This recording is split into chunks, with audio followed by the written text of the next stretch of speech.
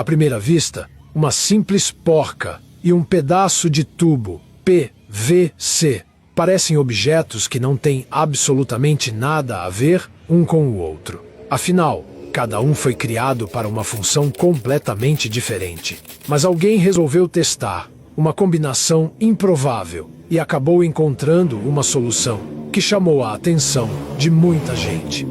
O mais curioso é que tudo envolve materiais simples, baratos e fáceis de encontrar. Conforme a adaptação vai tomando forma, fica difícil imaginar qual será o resultado final. Parece apenas mais uma montagem improvisada no começo, até você descobrir a função da porca dentro do tubo e entender por que tanta gente ficou surpresa com a ideia.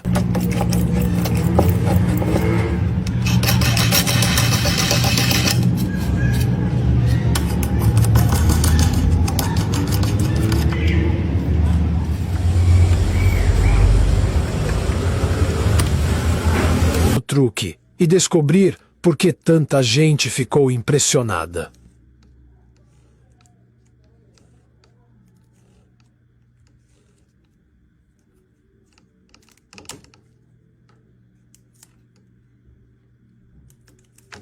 É justamente nessas horas que surgem as ideias mais curiosas de oficina.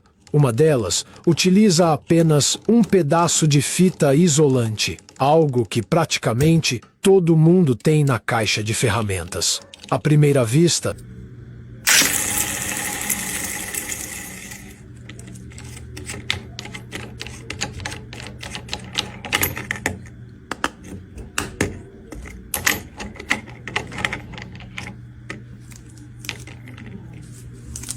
parece impossível que um material tão simples possa ajudar nessa tarefa. Mas conforme a técnica é demonstrada, a curiosidade aumenta.